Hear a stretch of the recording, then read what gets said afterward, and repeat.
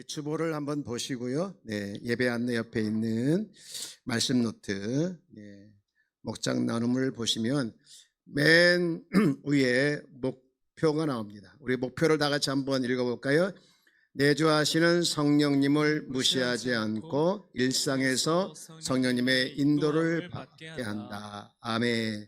오늘 설교의 가장 중요한 목적이고 목표입니다. 여러분 잘 알고 있는 나는 주를 섬기는 것에 후회가 없습니다. 이런 찬양이 있어요. 이런 찬양의 첫 가사가 이렇게 시작하죠. 중간쯤에 나는 나의 평생에 가장 복된 일은 내가 예수님을 만난 것이라. 나의 평생에 가장 잘한 일은 내가 예수님을 주로 섬긴 것이라. 그런 이유가 있는데, 이 세상 살 동안 내가 걷는 길이 때론 험하여서 넘어질 때도 주님의 손이 강해서 나를 붙드시기 때문에 나는 평생에 가장 복된 일이 내가 예수를 만난 것이고 가장 잘한 일이 예수님을 주로 섬긴 것이다, 이렇게 고백을 하지요. 그러면서 마지막 결론이 그거예요. 나 사는 동안 끊임없이 주를 찬송하리로다. 네, 저도 한번 이 찬양의 가사를 생각해 보면서 나는 정말 내 평생에 가장 복된 일이 내가 예수님 만난 것인가, 또 내 평생에 가장 잘한 일이 내가 예수님을 주로 섬긴 것인가를 자문해 봤어요. 그러면서 지금의 나의 모습에서 쭉 과거를 돌아봤어요. 그랬더니 올라가서 확인해 보니까 정말 이 가사가 진짜더라고요. 내가 평생 가장 복된 일은 예수를 만난 것이고 내 평생 가장 잘한 것은 예수님을 주로 섬기는 것. 이게 진짜 나한테 하는 말이더라고요. 여러분, 이것은 나만 그런 것이 아니라 여러분도 똑같이 여러분 삶 가운데 가장 복된 일이 예수를 만난 것이고 가장 잘한 일이 예수님을 주로 섬기는 일인 줄 믿습니다. 근데 문제는 뭐냐, 여러분, 그런 인사 이렇게 한번 옆에 계시면 인사할까요? 모든 것이 주님의 은혜입니다. 네, 모든 것이 주님의 은혜죠. 근데 문제는 뭐냐, 우리가 예수님을 믿기로 결단하고 또 주를 찬양하는 삶이 나의 삶이다라고 이제 생각으로 살아가는데, 또 삶이란 것은 그렇게 녹록지가 않아요. 예수 믿으면 잘 풀리고 아무 문제 없고 아무 두려움 없이 살아가면 좋은데, 우리 똑같이 세상 살다 보면 여러 상황을 만납니다. 그래서 로마서 8장 22절 말씀 보면 그런 말씀을 해요. 모든 피조물이 이제까지 함께 신음하며 함께 해산의 고통을 겪고 있다는 것을 우리는 뭐 한다? 안 돼요. 그렇죠? 모든 피조물 안에 저와 여러분도 포함이 되죠. 특별히 이 3절 말씀을 보면 이렇게 이야기하고 있는데, 여기는 다 함께 읽어볼까요? 그뿐만 아니라 첫 열매로서 성령을 받은 우리도 자녀로 삼아 주실 것을, 곧 우리 몸을 속량하여 주실 것을 고대하면서 속으로 신음하고 있습니다. 그뿐만 아니라 우리도 속으로 뭐 하고 있다고요? 신음하고 있대요. 혹시 이 자리에 참석한 여러분 가운데 어떤 어려움 때문에 또는 문제 때문에 아무도 모르게 혼자 신음하고 혼자 눈물 흘리는 분이 계신다면, 주님의 약속을 믿고 반응하면서 힘을 내시기를 주의 이름으로 축복합니다. 어떤 약속을 주셨을까? 오늘 본문 18절에 보면 이런 약속을 해주셨어요. 내가 너희를 고아와 같이 버려두지 아니하고 너에게 오리라. 그리고 16절도 말씀 보면 내가 아버지께 구하겠으니 그가 또 다른 보혜사를 너에게 주사 영원토록 너희와 함께 있게 하리니. 여러분 이 약속들을 읽으면서 어떤 생각이 들었나요? 참 힘이 되지 않습니까? 특별히 16절 말씀을 보면 다른 보혜사를 너에게 보내서서 이래로 끝난 것이 아니라 영원토록 너희와 함께 있겠다. 이 약속을 보면 우리가 무엇을 붙들어야 할지를 이제 분명하게 말씀하고 있는 거예요. 말씀하고 있는 거죠. 그렇습니다. 우리가 붙들어야 할 분은 우리가 영원히 함께하며 또 영원히 돕는 자 되시는 성령님인 줄 믿습니다. 그래서 이런 찬양을 우리가 함께 부를 필요가 있는데요. 예수의 이름으로 나는 일어서리라. 주가 주신 능력으로 나는 일어서리라. 원수가 날 향해 와도 쓰러지지 않으리. 왜? 주가 주신 능력으로, 주가 주신 능력으로, 주가 주신 성령으로, 주가 주신 성령으로 일어서야 합니다. 할렐루야. 인사합니다. 옆에 계십니다. 우리 일어서야 합니다.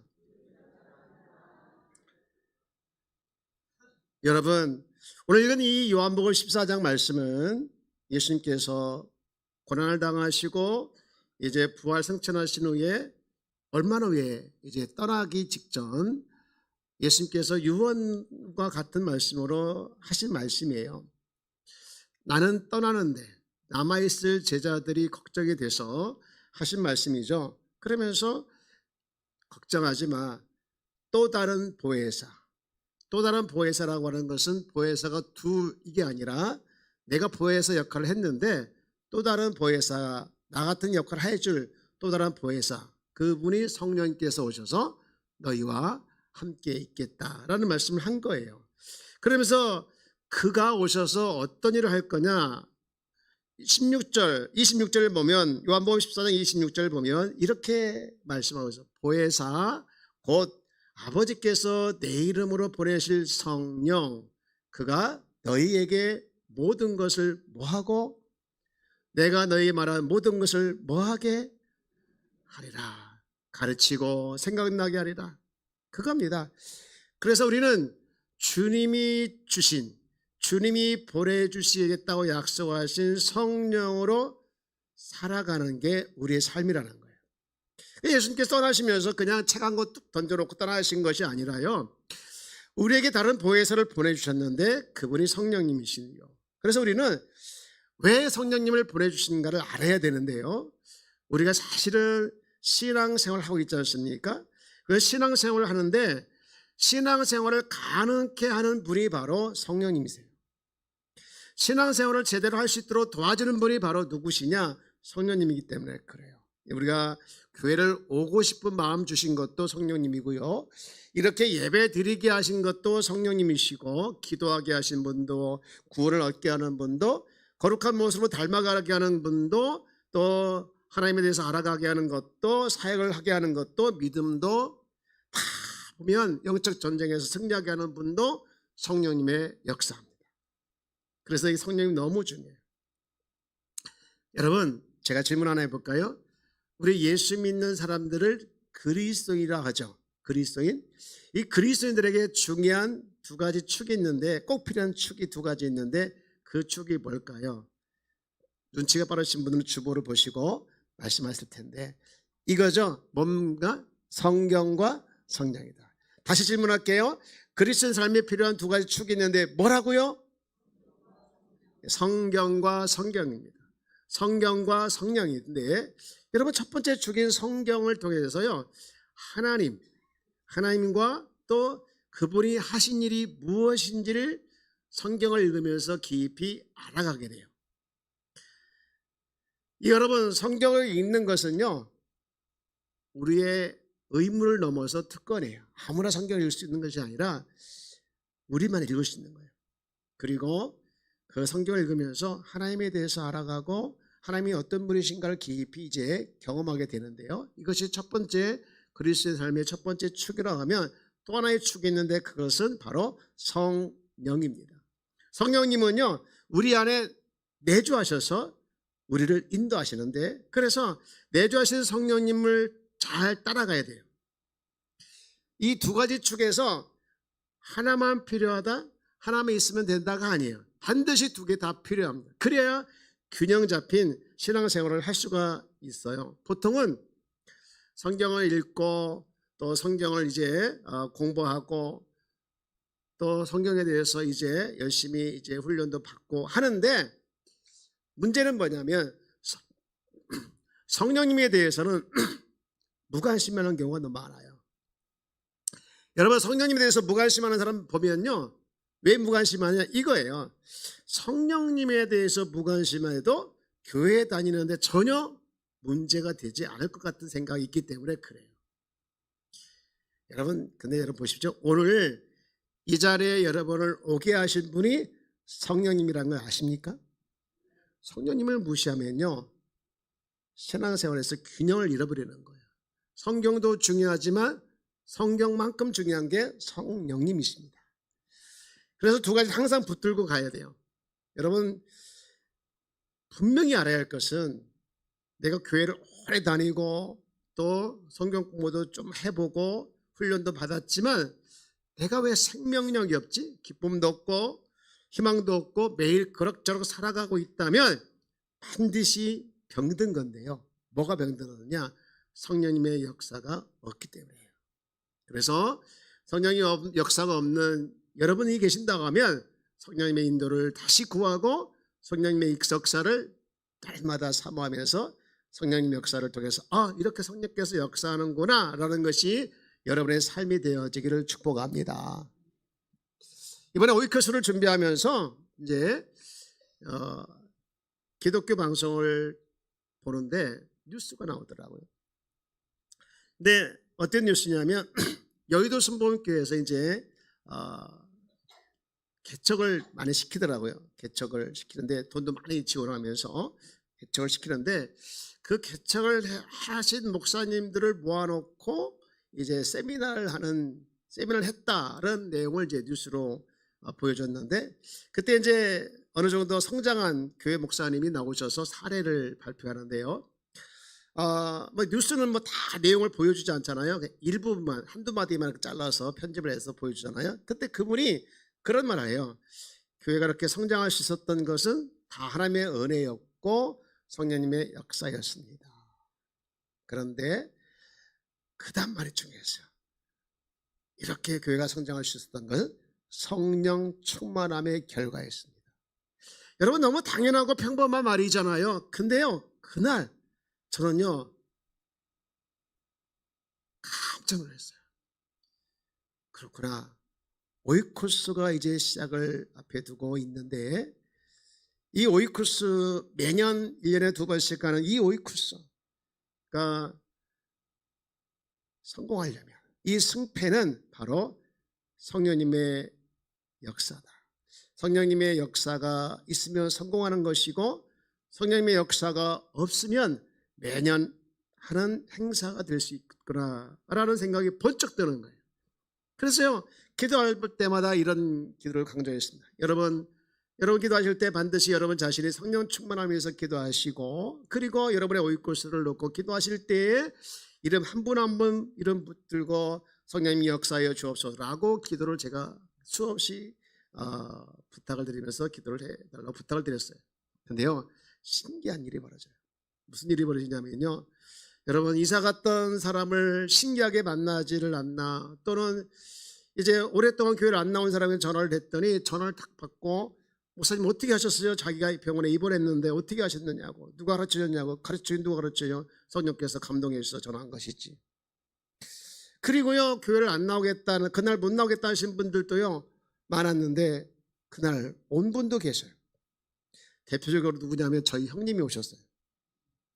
우리 형님은요 행사용이라고 합니다. 무슨 얘기냐면요 이런 행사 때만 오시고 안 나오셔요. 미치겠어요. 제 마음속에 늘 정말 눈물을 흘리면서 기도하고 있는 분이 우리 형님이에요. 우리 형님이 정말 예수님을 마음속에 영접하고 하나님의 진짜 자녀가 됐으면 좋겠는데요. 이렇게 오면서 항상 하는 말이 마음으로 믿고 있대요. 여러분 진짜 마음 믿고 있는 사람은 행동을 옮기거든요. 이제 그런 건 아닌 것 같아요.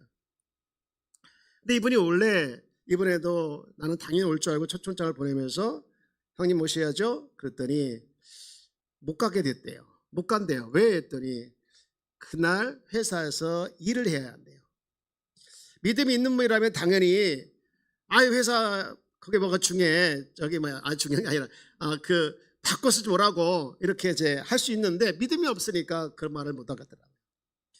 그래서 이제 그냥 어떻게 하나 속으로 생각하고 있는데, 주일날 아침에 전화 왔어요. 야, 거기 어떻게 가냐, 전철을 어떻게 타고 가냐. 아니 못 온다면서. 근데 이만저만 해서 회사가 이날 일을 하기로 돼 있는데 일이 좀 생겨가지고 일을 연기하기로 됐대. 그래서 교회를 오게 될 수 있어서 온다는 거예요. 할렐루야. 여러분 일 아니라고 별로 안 좋아하시는데 저는 너무 좋았어요. 이런 사소한 것 하나가 다 성령님의 역사라고 저는 생각을 합니다. 왜 회사가 일을 하기로 되어 있는데 그날 일을 하지 않게 되었을까? 그 영혼을 사랑하셔서 성령께서 그를 교회에 갈 수 있도록 환경을 만들어 주셨다고 저는 믿습니다. 여러분, 캠페인을 마치고 저는 너무 기뻤어요. 한편으로 너무 기뻤어요. 예배를 통해서 온 성도들이 은혜를 받고 기뻐하는 모습에 저는 너무나도 감사했어요. 형님이 오신 것도 감사했지만, 근데 마음 한켠에는요, 언짢은 것도 있었어요. 뭐가 언짢았냐면요, 열심히 전도를 했는데, 그리고 오기로 약속을 했던 사람이 그날 당일날 못 온대요. 그것도 몇 명이서. 여러분, 이런 경우에 인간적으로 낙심이 될까요? 기분이 좋을까요? 기분이 좋은 사람은 예수님이에요. 네, 정말 기분이 나쁘더라고요. 아니, 약속을 했으면 지켜야지. 막 뭐라고 하려다가 참았어요. 그리고 한편으로 마음에, 내가 이런 사람한테 다시는 전도하지 말아야겠다. 약속을 했으면 지켜야지, 지키지 못하는 이 인간들한테 내가 전화를 다시 않겠다.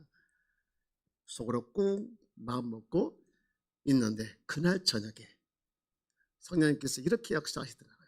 예레미야 44장을 읽는 중에 이 말씀을 제가 읽으면서 회개했어요. 예레미야 44장 보면 4절에 이런 말씀 있잖아요. 내가 나의 모든 종 선지자들을 너에게 보내되 끊임없이 보내어 이르기를, 너희는 내가 미워하는 이 가증한 일을 행하지 말라 하였으나. 여러분, 이게 무슨 말입니까? 지금 이스라엘 백성들에게 선지자를 보내가지고 너희들 회개해야 된다, 가증한 일을 버려야 된다 하면서, 내 미워하는 이 가증한 일을 버려야 된다, 그래야 너희들이 산다라는 말을 선지자를 통해서 하셨다는 거예요. 전달하셨다는 거예요. 그런데 선지자를 보냈는데 한 번, 두 번 보내고 끝났다는 게 아니라, 첫 줄 보시면 내가 나의 모든 종 선지자를 너에게 보내되, 어떻게 보냈다고요? 끊임없이 보냈대요. 끊임없이 보냈대. 아니, 이날따라 이 말씀이 눈에 들어오는 거예요. 끊임없이 보냈다. 하나님이신데, 만군의 여호와께서, 만왕의 왕께서, 전지전능하신 하나님께서 한 방에 그냥 할 수도 있는데, 그 하나님의 일을 선지자를 통해서 끊임없이 하시고 있다는 그 모습에 제가, 너 전도 대상자 한두 번 전하고 그 안 왔다고 실망하면서 다시는 전도하지 않겠다고 그만 먹었니? 나는 지금 끊임없이 선지자를 보내서 내가 가정한 일을, 내가 싫어하는 이 가정한 일에 하는 사람들을 지금 돌아오게 하고 있는데, 너는 한두 번 해가지고 그렇게 포기한다고 하시며 책망하면서, 또 한편으로 저에게 위로가 되더라고요. 그렇지. 주님의 마음은 한 영혼이 죽는 것이 주님의 마음이 아니고, 한 영혼이 살아 돌아오는 것이 주님의 마음이구나. 내가 그 일을 할 수 있다는 것이 너무나 감사하다 하면서 제가 위로를 받았어요. 여러분 가운데 혹시 이번 오이코스 캠페인을 통해서 열심히 전도했는데 한 만큼 열매가 없거나, 또는 한 만큼 어떤 소득이 없다고 생각하시는 분들이 있다고 하면, 주님은 여러분의 수고에 늘 감사하고, 또 여러분 수고에 잊지 아니하고 반드시 주님께서 역사하시고 때에 따라 열매를 맺게 해주실 줄 믿습니다. 여러분, 저는 이번 전도축제를 보면서 전도축제를 통해서 가장 많이 복을 받을 사람이 누굴까 생각하겠어요. 전도축제를 통해서 가장 많이 복을 받는 사람은 다름 아닌 전도하는 사람이더라고요. 전도하는 사람, 복음을 전하다가 한 영혼의 귀함을 알게 되고 복음이 그 자신에게 더 정확하게 이제 다가오게 되고, 그리고 가장 중요한 것은 성령의 역사를 많이 경험하게 된다는 거예요. 여러분, 성령님의 역사는요, 전도할 때뿐만 아니라 우리 일상에서 늘 역사하고 있다는 것을 여러분 기억해야 합니다. 자, 따라 볼까요? 성령님의 역사는 일상에서도 역사하고 계신다. 할렐루야. 여러분, 우리 성령님께 우리는 늘 깨어 있어야 합니다. 성령님이 내 안에 계시다고 말을 하면서 그분에 대해서 신경을 쓰지 않고 있다면, 그분에 대해서 무관심한다면, 여러분, 그거는 성령님을 무시하는 거예요. 그리고 성령께서 안타깝게 생각하는데요, 여러분, 부부 사이에 이렇게 보면요, 서로 별로 주의를 기울이지 않아가지고 상대방이 무슨 생각을 하는지 모르면서 나이가 먹는 경우가 있더라고요. 여러분, 부부도 대화를 나누는 것이 중요하고 소중합니다. 그냥 느낌이 중요하다, 느낌으로 안다, 이게 아니에요. 성령님도 마찬가지입니다. 여러분, 늘 성령님과 일상에서 동행하기를 주의 이름으로 축복합니다. 우리가 교회 안에서 성령님을 찾는 것도 중요하지만 교회 밖에 나가서 성령님과 동행하는 것이 더 중요해요. 여러분, 우리가 신앙생활에 아까 꼭 필요한 두 가지 축이 있다고 했는데 그 축 두 가지가 뭐였죠? 성경과 성령입니다. 여러분, 성경을 읽으면서 하나님이 어떤 분이신가 알게 되고, 여러분, 그 하나님을 알게 됐다면 그 하나님을 한번 상상해 보면서 여러분 삶 가운데 한번 적용해 보십시오.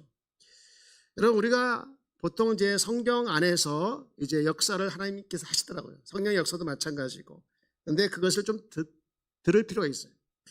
예를 들면 이겁니다. 요한복음 21장에 보면 이제 실패한 베드로가 나와요. 베드로가 이제 예수님의 제자였는데 예수님을 부인하고 옛날 직업으로 돌아가잖아요.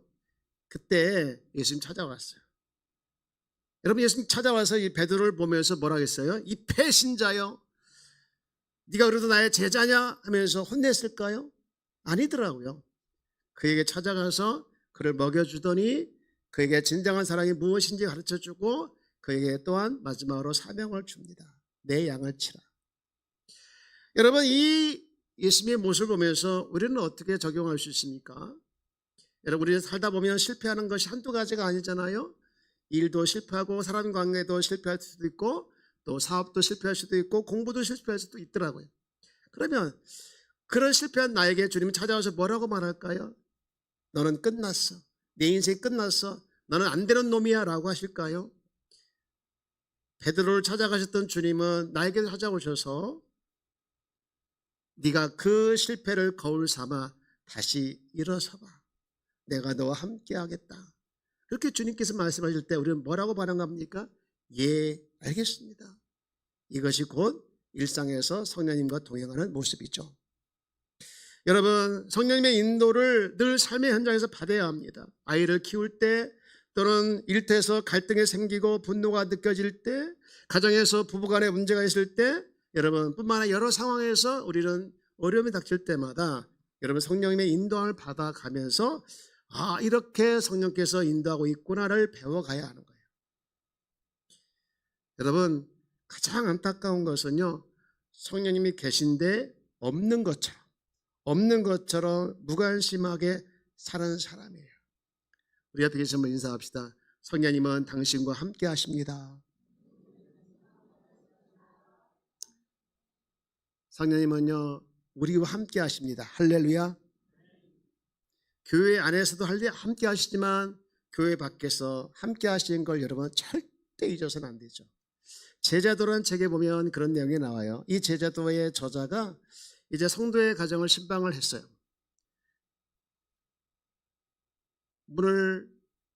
배를 눌렀는데 대답이 없는 거예요. 똑똑 두드려도 아무도 안 나오는 거예요. 그래서 이렇게 보니까 문이 좀 열려가지고 문을 열고 들어갔어요. 근데 그 안에 가족이 다 있는 거예요. 아내는 주방에서 열심히 요리를 하고 있고 남편은 소파에 앉아서 애들과 막 그렇게 화목하게 이야기하고 있는 거예요. 너무 행복해 하는 모습을 봤어요.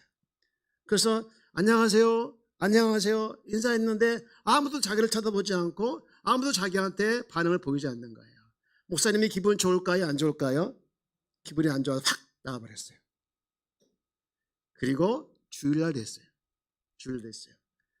근데 그분들이 교회 와가지고 목사님 반갑습니다, 안녕하세요, 다른 때보다 더 반갑게 인사를 하는 거예요. 목사님 지금 꽁하고 있죠? 이 녀석들이 자기한테 인사도 않더니 지금 뭐하고 있습니까? 반갑게 인사를 하고 있습니다.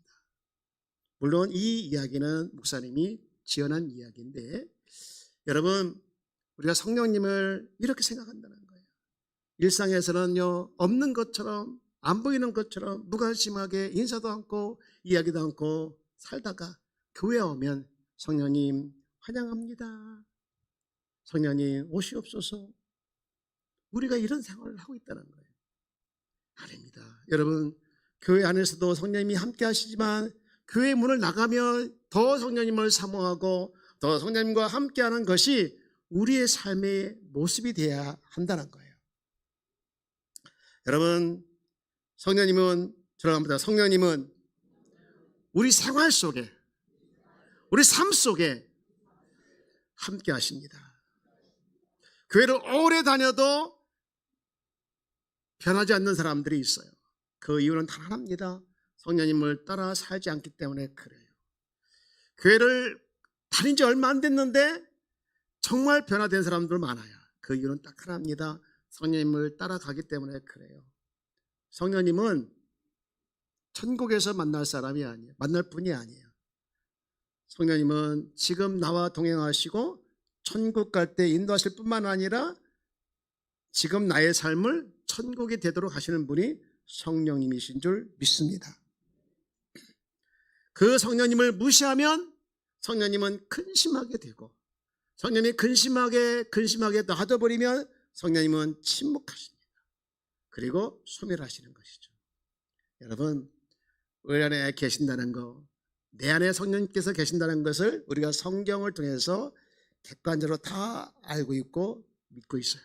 그런데 그것을 내가 진짜 성령께서 나와 함께 하신다는 것이 체험되어지기 위해서는요, 성령님이 계신 것을 알고 늘 성령님과 동행하는 연습을, 말씀을 통해서 성경을 통해서 들은 그 하나님을 생각하면서 나의 삶 가운데 적용하는 그 모습을 통해서 여러분, 성령님이 실제 이렇게 역사하고 있다는 것이 여러분 삶에 일어나기를 축복합니다. 이제 말씀을 정리합니다. 우리 요한복음 14장 16절 말씀을 한번 더 읽어볼까요? 자, 이렇게 되어 있죠? 다 같이 읽어봅니다. 시작. 내가 아버지께 구하겠으니 그가 또 다른 보혜사를 너희에게 주사 영원토록 너희와 함께 있게 하리니. 잠깐만 띄워주세요. 이 말씀을 가지고 제가 질문 하나 해볼게요. 내가 아버지께 구하겠으니 그가 또 다른 보혜사를 너희에게 주사 영원토록 너희와 뭐하게? 질문입니다. 자, 이 기도가 성경적일까 아닐까에 대한 질문인데요, 이렇게 기도합니다. 성령님 나와 함께 하소서. 이 기도가 성경적일까요 아닐까요? 정확히 말하면 성경적이지 않습니다. 왜냐하면 이미 성령님은 나와 함께하고 있기 때문입니다. 함께 하신 성령님 함께 하소서라고 하는 것은 또 한 번의 기도를 통해서 성령님을 무시하는 것이고 무관심하는 것이죠. 그런 의미로 기도할 수 있죠. 내와 함께 하신 성령께서 내가 느끼게 하소서라는 의미의 함께 하소서라고 기도한다면 또 다르지만, 없는 분을 함께 해달라고 기도하는 의미의 기도는 잘못된 기도라는 것이죠. 여러분, 맨 처음에 말씀드렸던 내가 평생에 가장 복된 일이 내가 예수님을 만난 것이라, 이 가사는 진짜예요. 내가 평생에 가장 잘한 일은 예수님을 찬양하는 것이다. 이 가사도 진짜입니다. 왜냐하면 그렇게 하도록, 그렇게 살아가도록 성령께서 우리 안에, 내 안에 계시기 때문인 줄 믿습니다. 이 한 주도 여러분 삶 가운데 이제 살아갈 텐데, 일터에서든 가정에서든 어느 곳에 있든지 간에 내 안에 계신 성령님을 의식하고 그 성령님과 함께하면서 성령의 열매를 맺고, 그리고 성령께서 주시는 비전을 따라 가면서 성령께서 주시는 능력과 은사를 따라서 여러분 성령 충만한 삶이 여러분의 삶이 되어져서, 아, 성령님이 나와 이렇게 함께 하시고 있구나, 성령께서 나를 이렇게 역사하고 있구나라는 것을 많이 간증해내는 우리 모든 성도가 되어지기를 주의 이름으로 축복합니다.